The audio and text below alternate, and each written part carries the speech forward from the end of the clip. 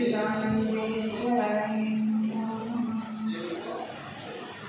ओम शांति शांति आदर और सम्मान की हो आज की सभा के अध्यक्ष महोदय एवं आदरणीय मीना जी, सभा का बड़े ही कुशलता से संचालन कर रहे हैं आदरणीय सूरजपाल बेनीवाल जी, मातृशक्ति एवं समस्त भद्र पुरुषों, बहुत ही पूजनीय मेरे पिताजी आचार्य शत्रुघ्न जी, जैसा कि बहुत अच्छा लगा मुझे कि जो हमारे सामाजिक मुद्दा है या जिन पर हमें कुछ सीखना चाहिए, विचार विमर्श करना चाहिए, उस सबके लिए आप लोग यहाँ पर इकट्ठे हुए हो।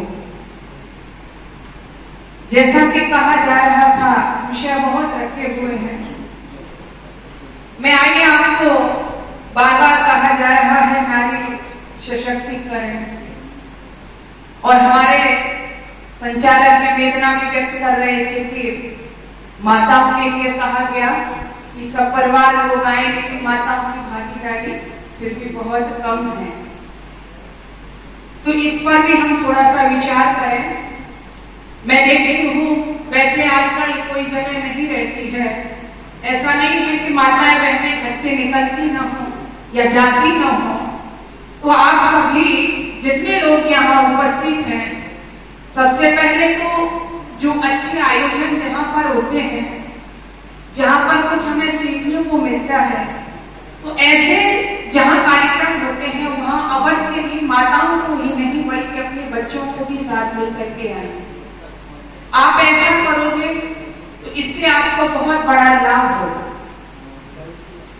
क्योंकि जहाँ पर अच्छे विचारों का आदान प्रदान होता हो, अच्छे विचार श्रवण करने को आपको मिलते हो, और वहां आप बच्चों को लेकर के आएंगे, माताओं बहनों को लाएंगे, तो निश्चित ही हम अपने परिवार में सुख शांति कायम रख सकते हैं।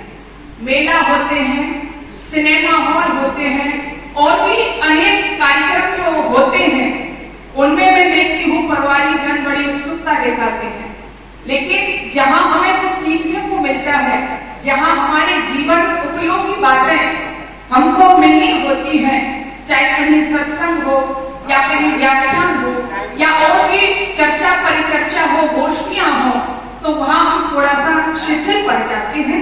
तो मैं सर्वप्रथम अपना यहीं से शुरू करना चाहूंगी कि हम ये प्रण लें कि जहाँ अच्छाई का प्रचार प्रसार हो वहां सब परिवार अवश्य जाएं।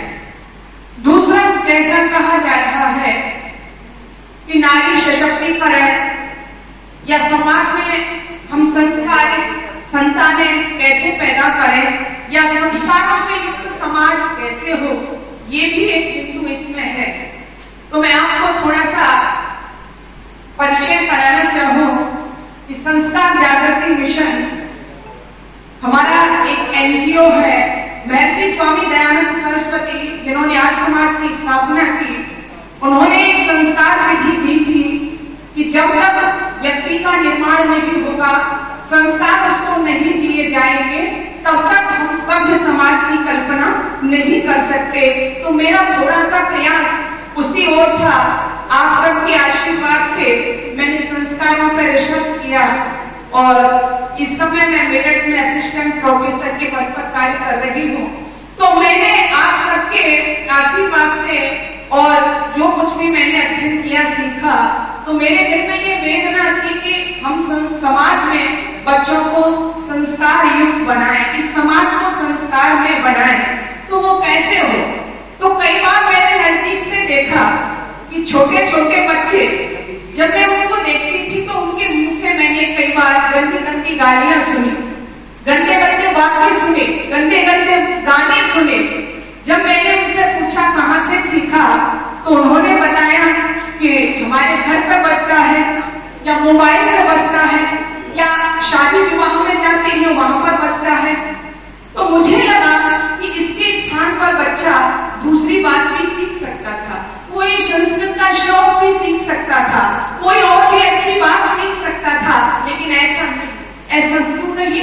ऐसा इसलिए, ये बताओ इसमें कमी बच्चों की है? बोलो, बच्चों को हम नहीं है ना, बच्चों की कमी नहीं है। बच्चा श्लोक सीख सकता था, बच्चा वेद का मंत्र बोल सकता था, सीख सकता था, अच्छे अच्छे वाक्य सीख सकता था, भजन सीख सकता था, लेकिन क्यों नहीं सीखा? क्योंकि उस तरह का वातावरण हमने उसको नहीं दिया। हमारे घर में यदि भक्ति में वातावरण होता, यदि हवन होता सब या होती वेद मंत्र पूछते, यदि विद्वानों को बुला करके उनका उपदेश सुना जाता, तो बच्चे पर उसका प्रभाव अवश्य पड़ता। इसलिए आइए, मैंने यही सोचते हुए कि हम समाज को संस्कार में बना सकते हैं, बच्चों में संस्कार ला सकते हैं, और जो हमारे राम और कृष्ण इस धरा पर आए थे, पैदा हुए थे, अवतरित हुए थे, मैं निराशाजनक वातावरण पैदा करने वालों में से बिल्कुल नहीं हूँ। लोग कहते हैं उस समय राम आए थे, कृष्ण आए थे, हनुमान आए थे, माँ सीता पैदा हुई थी, अनसुईया थी, गाय भी थी।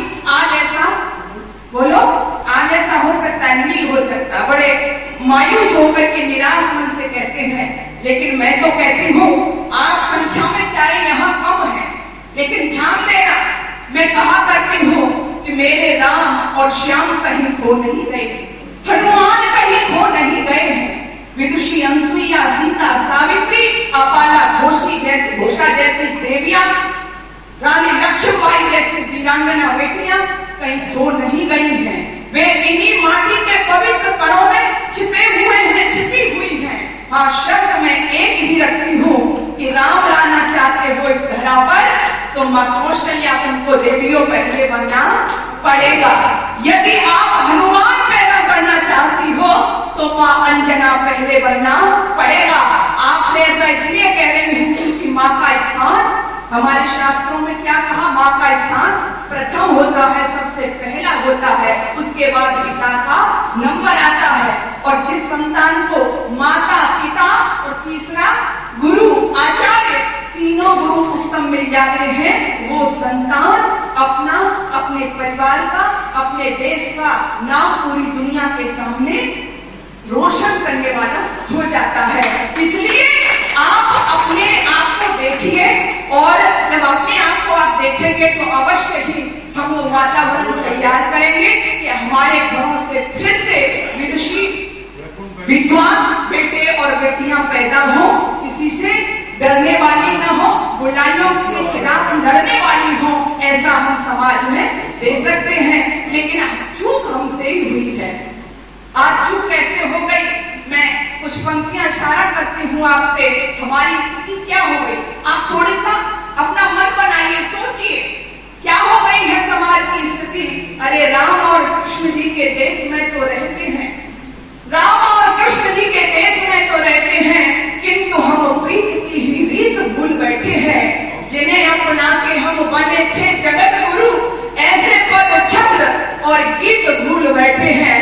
पश्चिमी सभ्यता में ऐसे रंगे भारतीय, आचरण अपना पुनीत भूल बैठे हैं। अरे कैसे हो उजाला, कैसे हो उजाला, अंधकार है तुम्हारी नैन, क्योंकि हम अपना अतीत भूल बैठे हैं, क्योंकि हम अपना अतीत भूल बैठे हैं। हमारा अतीत बहुत महान था। किसी भी देश का इतिहास, जो भी महापुरुष उस देश में होते हैं, किस लिए होते हैं? प्रेरणा लेने के लिए। आपका इतिहास बहुत महान है। आप जब पढ़ो पता चलेगा, आप उस देश के निवासी हो जिस देश के विद्वानों के चरणों में बैठ करके विदेशों के लोग शिक्षा लिया करते थे, सीखा करते थे। हाँ, आज थोड़ा सा समय चेंज हुआ। आज आप अपने बेटे और बेटियों को विदेश में भेज देते हो ना, तो गर्व की अनुभूति करते हो।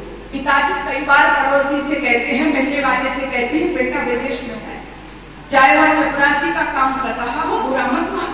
लेकिन कई बार कहते हैं बेटा विदेश में था, लेकिन एक समय वो था यहाँ से विदेश में नहीं, बल्कि विदेशों के लोग तुम्हारे यहाँ के लोगों के चरणों में बैठ करके सीखते थे। चरित्र की शिक्षा, आचरण की शिक्षा, हर तरह की शिक्षा यहाँ से प्राप्त किया करते थे। वो इस देश का गौरव था। आइए समझिए अपने आप को, आप कहाँ जा रहे हो? आओ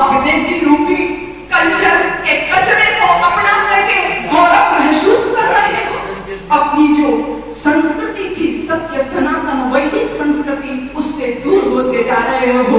नहीं, आप तरक्की करो, खूब आगे बढ़ो, लेकिन अपनी संस्कृति, सभ्यता, भाषा को जो भूल जाता है वो कभी भी ऊंचाइयों पर पहुंच नहीं सकता है और न वो अपने मन में आत्म संतुष्टि के भाव पैदा कर सकता है।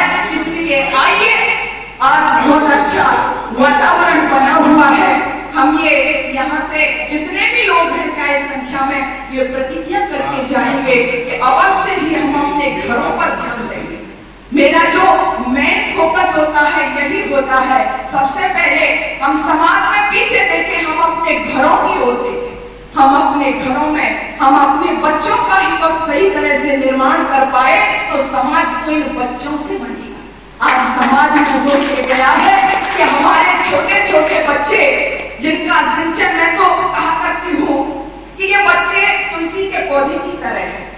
आप सभी लोग जानते हैं तुलसी का पौधा जब घर में लगाते हैं कितनी सुरक्षा रखते हैं उसकी। धूप तेज हो गई तो मुरझा गया, छाया ज्यादा हो गई तो मुरझा गया, पानी ज्यादा हो गया तो मुरझा गया, कम रह गया तो मुरझा गया, यानी उसकी उचित देखभाल करना। ऐसे ही हमारे बच्चे जो है ना, ये भी तुलसी के पौधे की तरह हैं। लेकिन आज इन बच्चों का सिंचन किससे होना चाहिए था?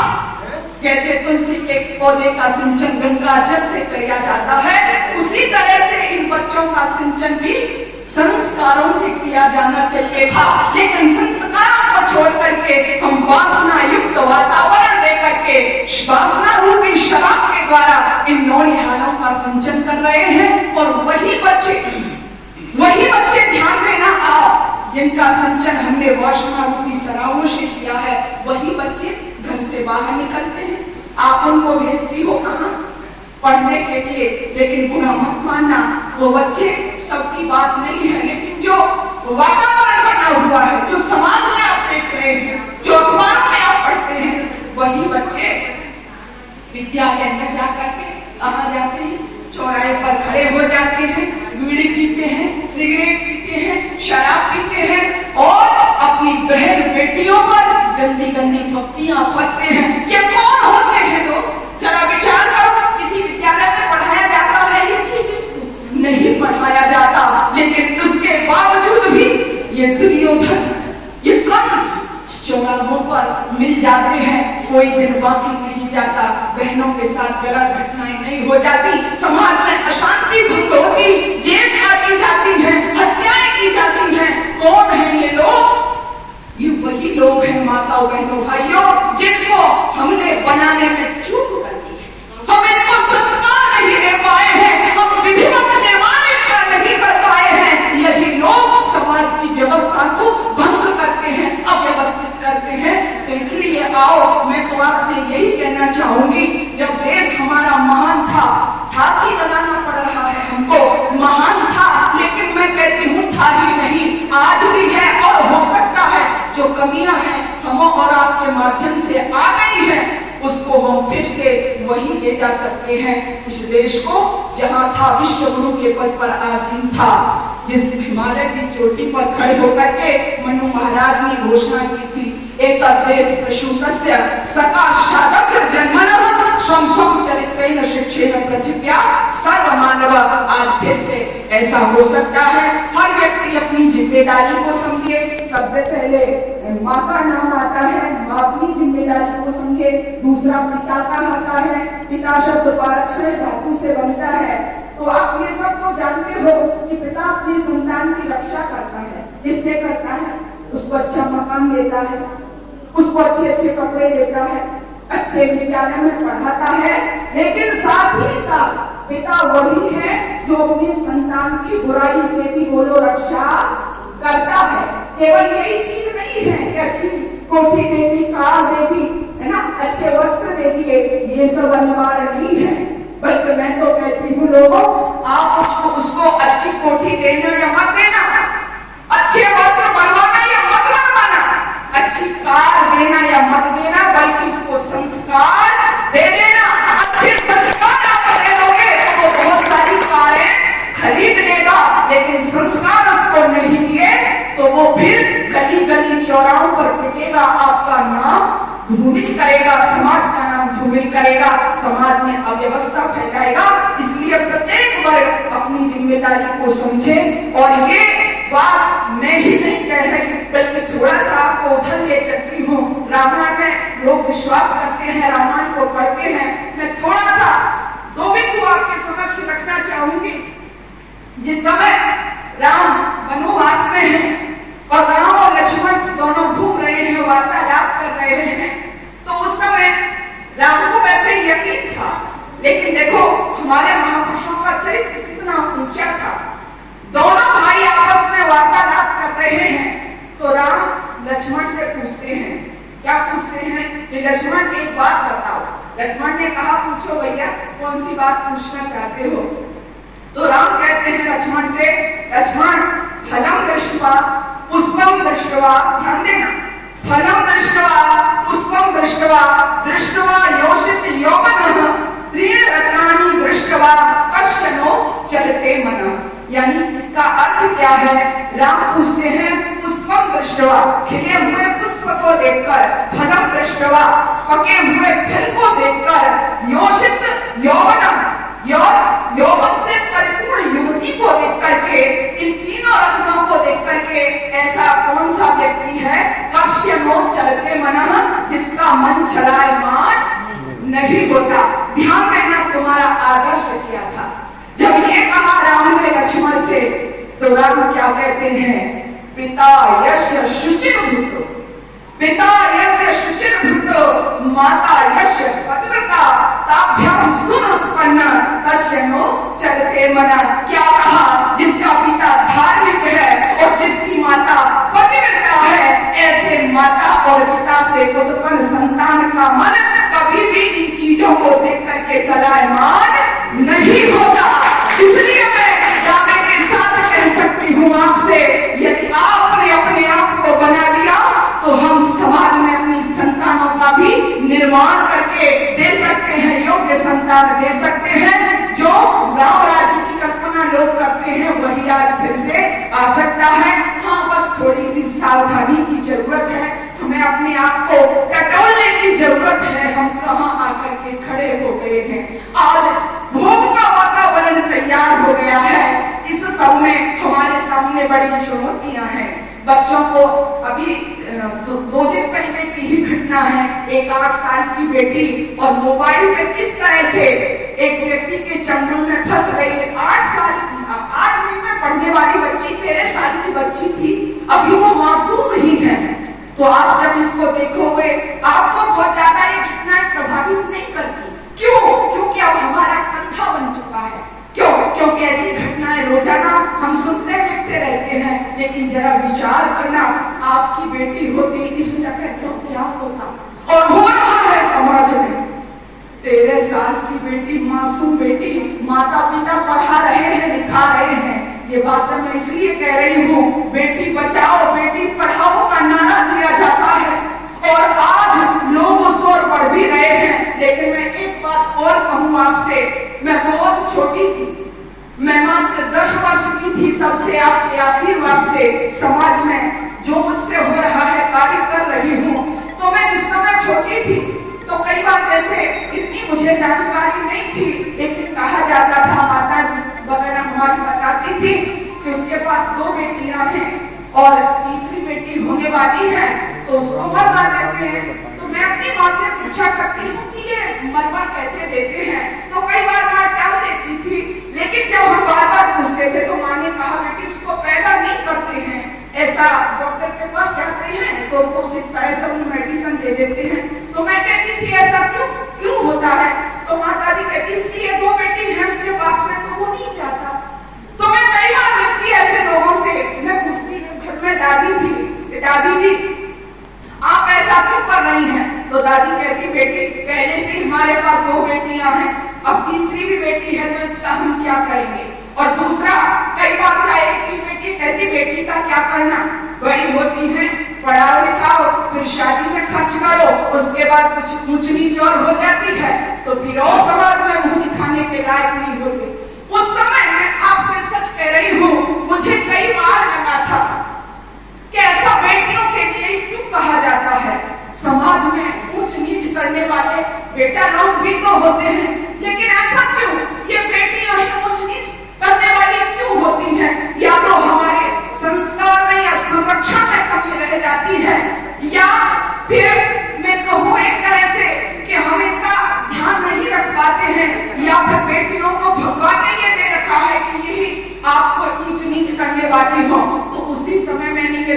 था कि मैं माताओं बहनों को अवश्य जागृत करूंगी, और जैसा मेरा प्रयास जितना मुझसे होता गया, मैं नारी सशक्तिकरण कहें या महिला जागरण कहें, दहेज के लिए कहें या कन्या भ्रूण हत्या के लिए कहें, या और भी जो पाश्चात्य सभ्यता की आदि है इसके लिए कहें, मैं माताओं बहनों को जितना मुझसे होता है आपके आशीर्वाद से मैं उनका मार्ग प्रशस्त करती चली आ रही हूँ और आगे भी करती रहूंगी। और आप 5-6 माताएं जितनी भी हैं यहाँ संख्या में, मैं आपसे कहना चाहती हूँ, आप अपनी बेटियों को अवश्य ही वीरांगना बनाइए।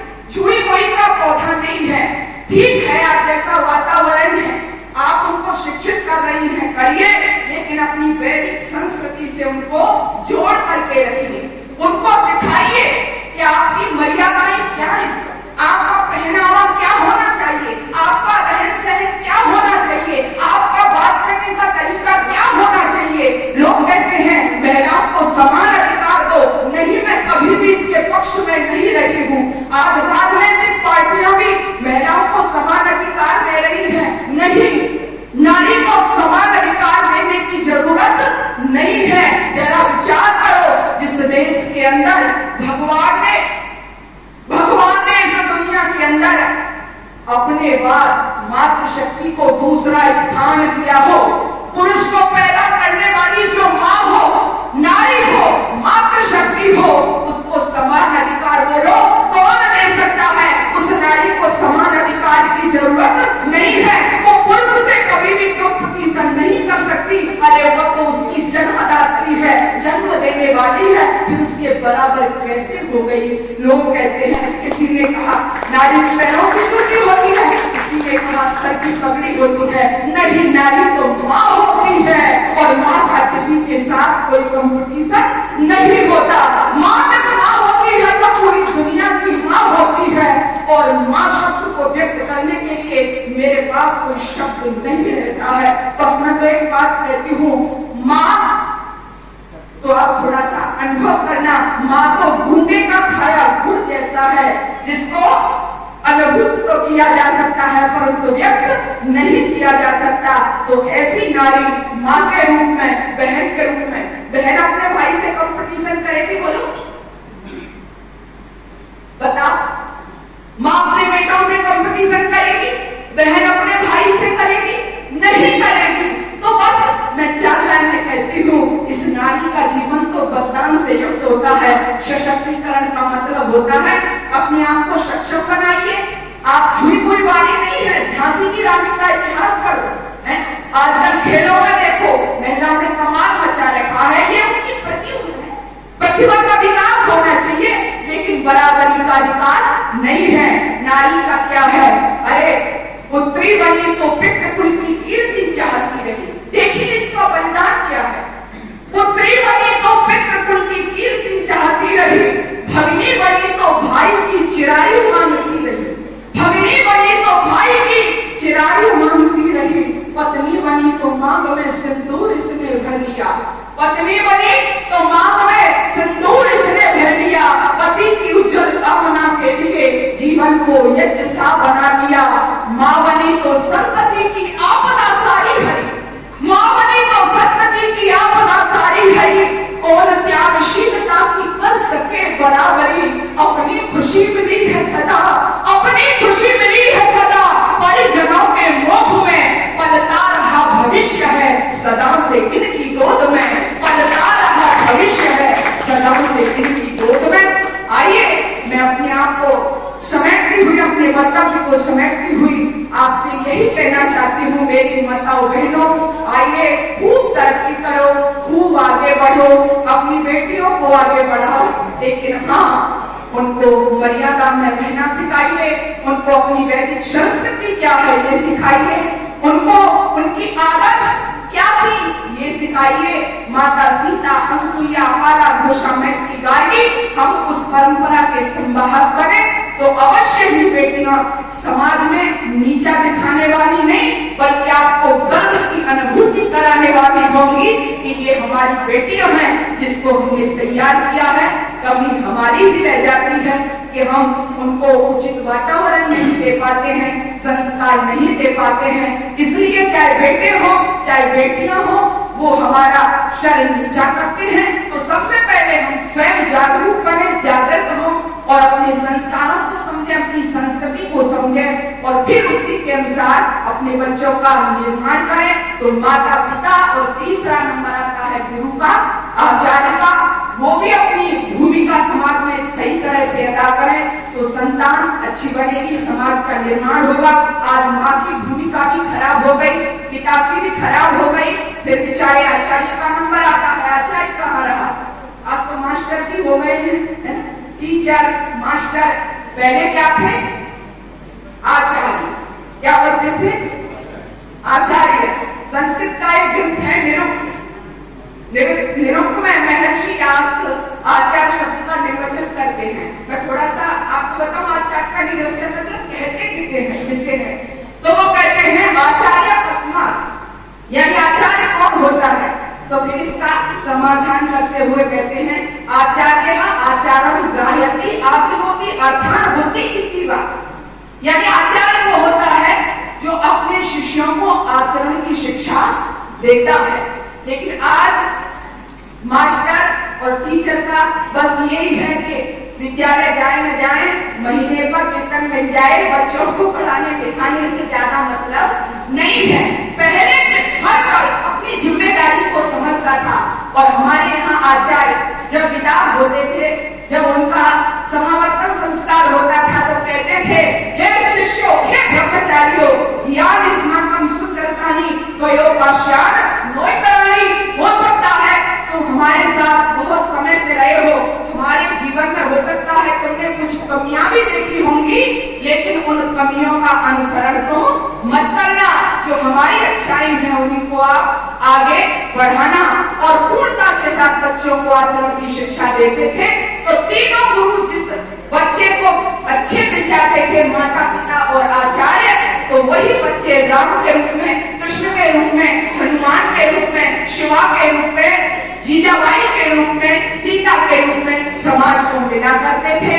तो आइए एक बार पुनः मैं आप सभी लोगों में आशा का संचार करते हुए, हम इस परंपरा के संवाहक हैं। हमारा इतिहास बहुत महान रहा है, हमारे महापुरुष बहुत महान थे, तो हम भी उसी परंपरा में जुड़ करके फिर से समाज को एक नई दिशा देंगे, अपने बच्चों को उसी परंपरा से जोड़ेंगे। हर लोग, विदेशी लोग भी ये कहें कि ये भारत देश ऐसा देश है, इसकी मिट्टी कभी भी विहीन नहीं रही है, कभी भी विद्वान और विदुषियों से विहीन नहीं रही है। अवश्य ही हम ऐसा समाज में अपने बच्चों को दे सकते हैं, ऐसा प्रयास करें तो अवश्य ही वो पूरा होगा। आओ सभी मिलकर के एक बार मेरे साथ जय घोष करेंगे। हम कितने भी महान बन जाएं, हम कहीं भी पहुंच जाएं, लेकिन अपनी सत्य सनातन वैदिक जो परंपरा है, संस्कृति है, उसके कभी नहीं हटेंगे। आइए एक बार बोलिए, सत्य सनातन वैदिक धर्म की जय हो, सत्य सनातन वैदिक धर्म की जय हो। बहुत बहुत आप सभी का धन्यवाद। हमारे आदरणीय भाई केपी सिंह जी हैं, वो बहुत परिश्रम करके ऐसे कार्यक्रम कराते हैं। मुझे भाई विवेक ने बताया था किस तरह से प्रोग्राम है, तो मुझे बहुत अच्छा लगता है। इस तरह से समय समय पर हम गोष्ठियों को, अच्छे अच्छे विद्वान लोगों को, विदुषियों को सुने तो अवश्य ही थोड़ा बहुत परिवर्तन हमारे जीवन में आता है और कुछ सीखने को हमें मिलता है। आपका एक बार पुनः बहुत बहुत धन्यवाद। ओम शांति शांति।